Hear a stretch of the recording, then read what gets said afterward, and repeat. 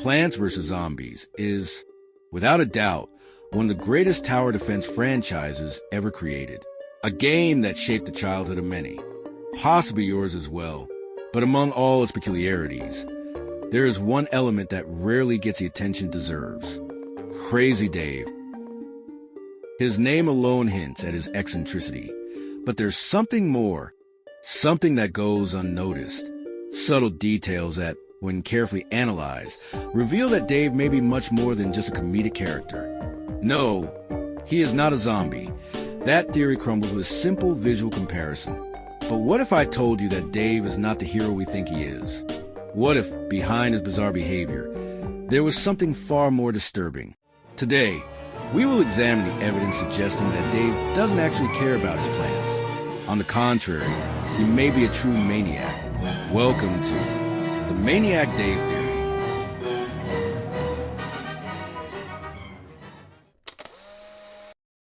Greetings. I am Nexer, and welcome to W Nender Studios. Today, we begin something new, a series dedicated to analyzing theories that few would dare to explore. The name? Theories with Nexer. Simple, straightforward, but make no mistake, what we will discuss here is far from ordinary. Let's dive into theory.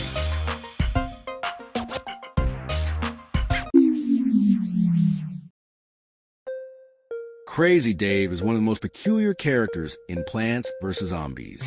In the first game, he is the only human besides a player. A tall man, dressed in a white shirt, pants, and, strangely enough, wearing a pot on his head. But there's something even more unsettling. One of his eyes seems to be bulging out. We first meet Dave in the 5th level of the daytime stage, where he introduces us to the iconic bowling minigame, accompanied by the fantastic soundtrack of that level. At first glance, despite his eccentric and bizarre behavior, Dave appears to be nothing more than an ordinary man surviving a zombie apocalypse. That's what most people believe. But is that really all there is to him? As a thorough investigator, I uncovered something disturbingly bizarre while preparing for this video. Something that will completely change everything you think you know about Crazy Dave.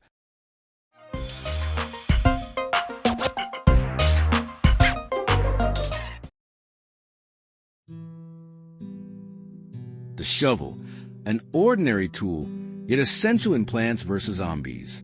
It allows you to remove plants from the garden, often because they were placed incorrectly. A simple, everyday object. I want you to keep this detail in mind.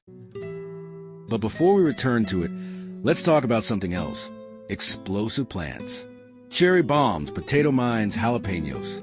These plants exist for one reason: to detonate upon being planted, wiping out the zombies around them in an instant. But have you ever questioned their true purpose? They are created only to be destroyed. Their fate is cruel, much like other plants, the walnut, sweet potato, and others, sacrifice while fulfilling their purpose. And if you think they don't suffer, look closer. The pained expression.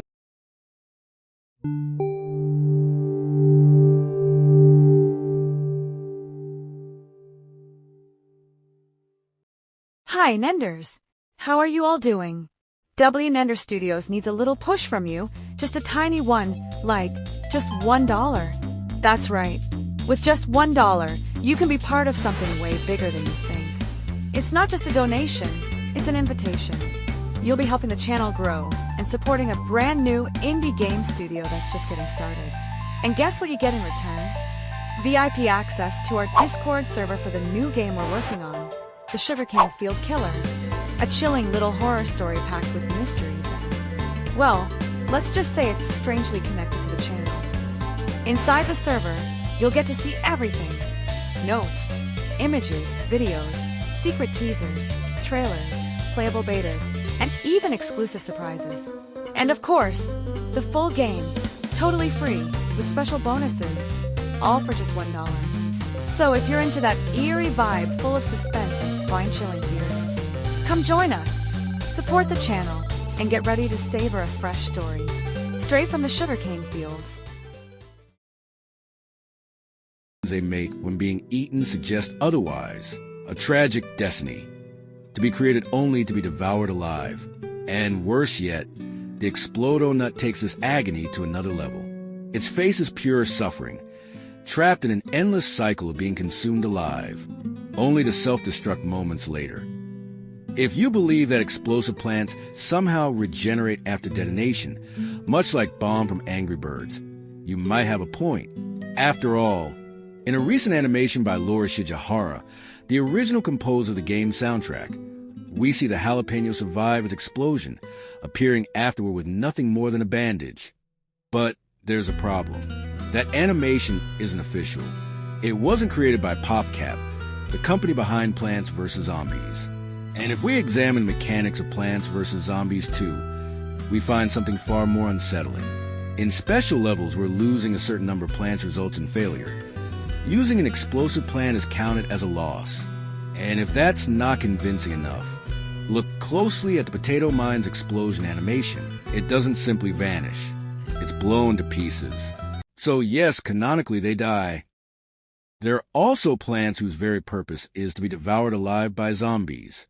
Take the chili bean and the sun bean, for example. Their usefulness only comes into play once they are eaten, an existence designed solely for sacrifice. Bizarre. Cool. And then there's Dave. Despite commanding an army of sentient plants, he shows little concern for their well-being. They have life, they have feelings, or at least all evidence suggests they do. And yet, look at how he treats them. Take the cherry bombs, for instance. He keeps them locked away, isolated, thirsty, starving, deprived of any contact with other plants. Still not convinced? Don't worry, I'm just getting started. Let's dig deeper.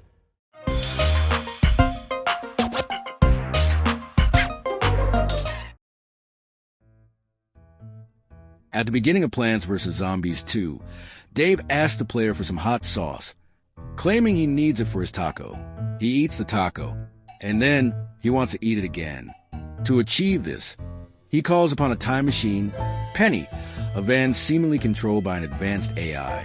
Without hesitation, he embarks on a journey through time, all for a single taco.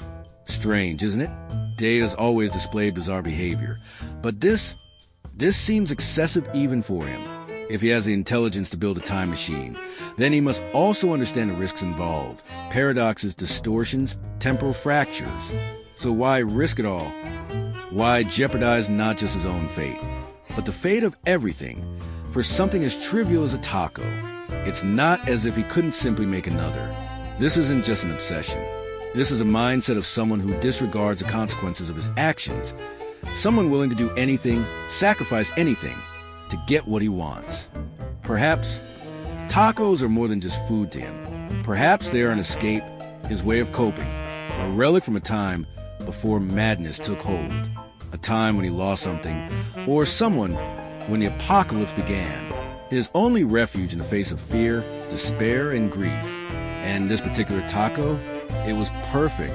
So perfect that his obsession grew stronger than ever. So strong that he would bend time itself just to experience that fleeting moment again. Even if it costs him everything. Even if it dooms the world. Even if it means sacrificing every last one of his plants. Dave will not care.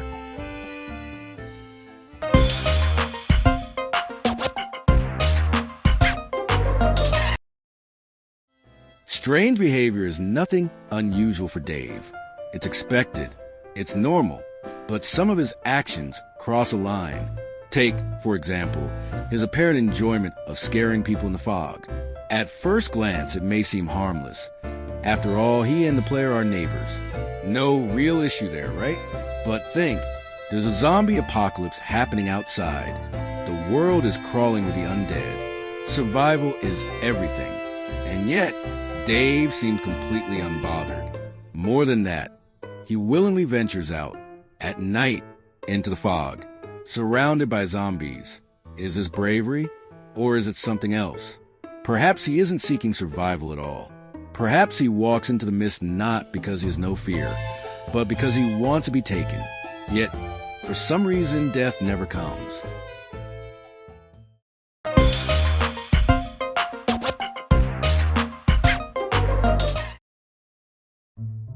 There's something I've always wondered. Does Dave eat his own plants? the very same plants he uses to fight off the zombies? The answer is most likely yes. Think about it. Dave seems to prefer vegetarian foods, tacos, for instance, so it's reasonable to assume that he eats plants as well. Under normal circumstances, that wouldn't be strange, but these aren't ordinary plants. They have emotions. They communicate. Some of them are even his friends. Yes, Dave himself has confirmed that certain plants are companions, and yet he might still be eating them. That thought alone is disturbing. Imagine waking up each day, wondering who will be next.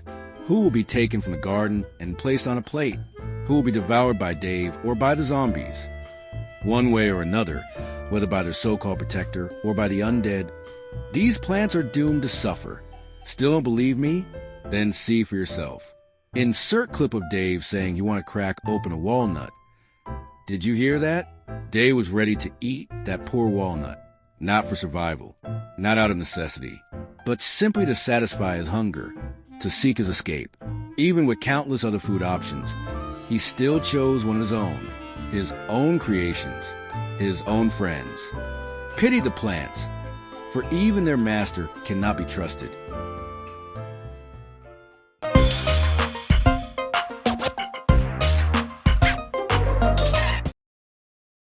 Unlike real plants, the ones in this game are different.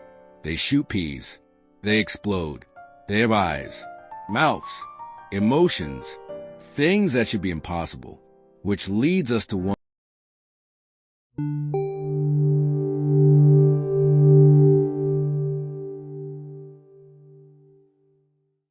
Oi, Nenders! Tudo bem com vocês? A W Nender Studios precisa de um empurrãozinho seu. Bem de leve, tipo, só R$5. Isso mesmo, com apenas uns R$5, você já pode fazer parte de algo muito maior do que imagina. Não é só uma doação, é um convite. Você vai estar ajudando o canal a crescer e dando vida a um estúdio indie de jogos que está só começando.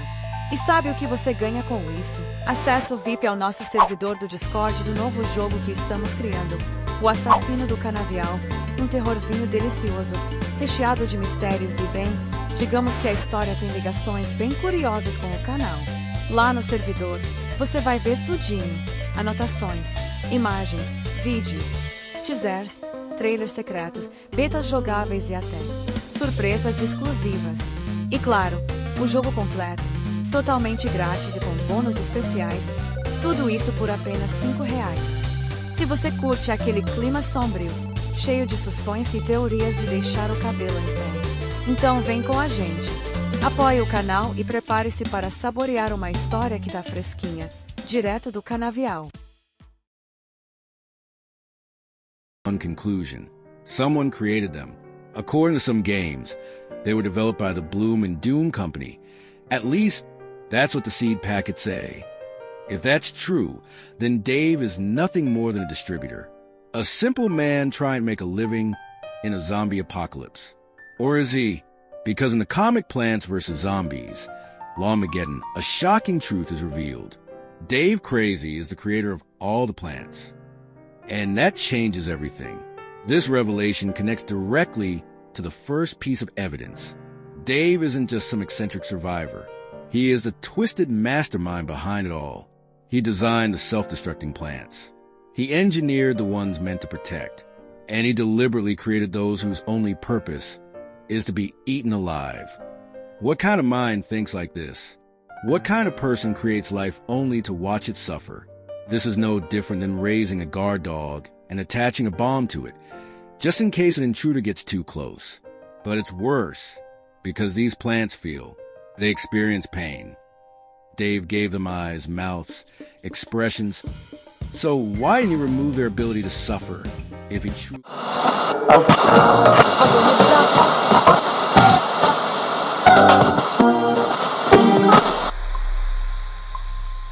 Hello, Jonathan Vance. Do you have a minute for a quick question? Of course. So, Jonathan, how do you see the future of W Force HD? Well, I'd say the future of W Force HD has never looked brighter. We're the biggest arcade house in Brazil, and seeing kids, teenagers, and even adults having fun here is amazing. We are always looking to evolve, to bring new experiences. And honestly, I think we're just getting started. He could have spared them from agony. He could have simply programmed the explosive plants to explode, without the need for awareness. But he didn't. And that tells us everything we need to know. Dave is crazy. Crazier than we ever imagined.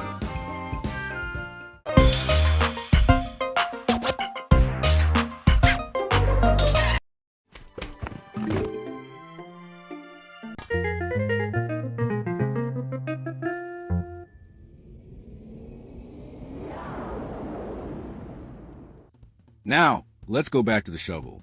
I discovered something disturbing about it.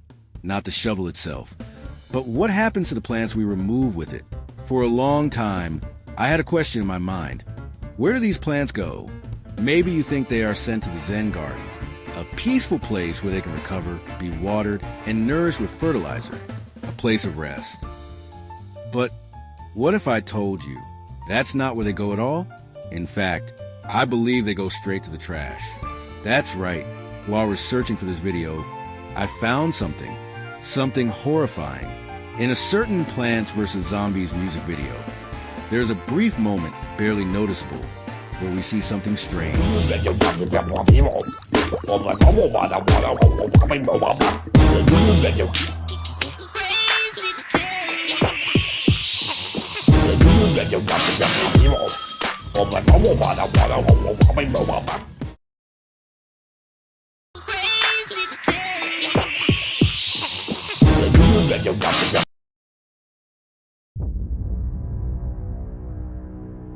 Look closely.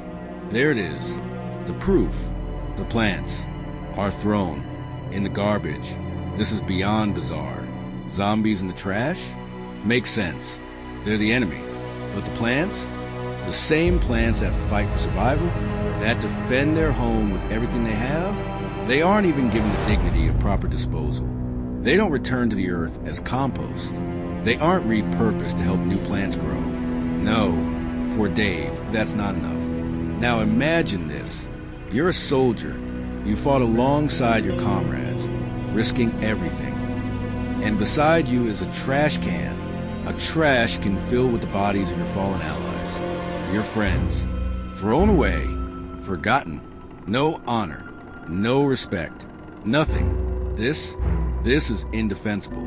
Dave isn't just careless. He isn't just crazy. He is a monster, a lunatic, a maniac obsessed with nothing but his tacos.